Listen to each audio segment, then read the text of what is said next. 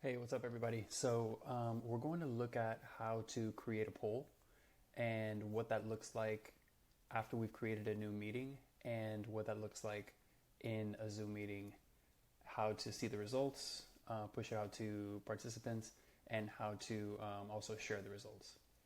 So if we go into a browser, opening Zoom from a browser is going to allow us to get into more settings within your Zoom account. So if we go to the Zoom website,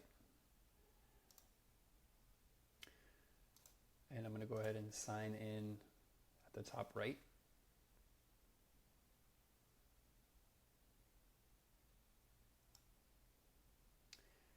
And we can use the sign in with Google and use our school email address.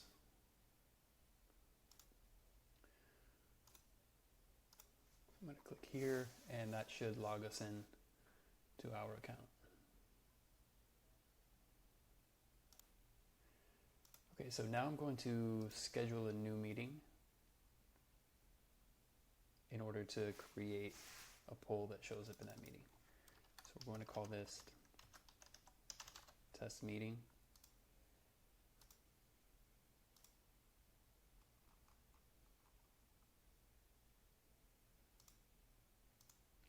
We'll assign it a time and a duration. Make sure the time zone's in the right time zone, meeting ID, etc. And we're going to click Save. So now in the meeting view, if we scroll down, we have a section for polls. So if I click on this button, I'm going to add a new poll. We're going to give it a label. You can decide here whether you want the results to come in anonymous or if you want the names associated with each answer. Want to ask a question, and then we want to give a few different response options.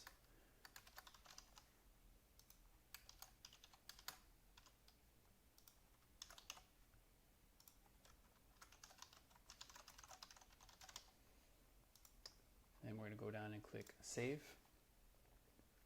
So now this poll question is assigned to this test meeting. So now we're going to go into the meeting, start the meeting as a host so that we can see what that looks like and make sure that we're ready to share the poll with participants.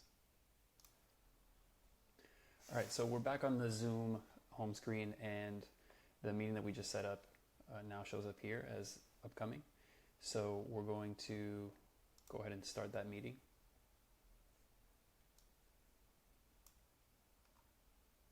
And see if our poll shows up. Okay, so now that we've started the meeting and we have some test users in the meeting as well, now we see the polling button available because we set that poll in advance for this meeting. So let's go ahead and open that up. Now, this is just to make sure we're on the right question if you have multiple poll questions before you launch it. And when we launch the poll question, now we get to see in real time the responses. So as the users submit the responses, that gets sent to the host. Okay, now we can see the results in real time from the question. And then now we can go ahead and end the poll.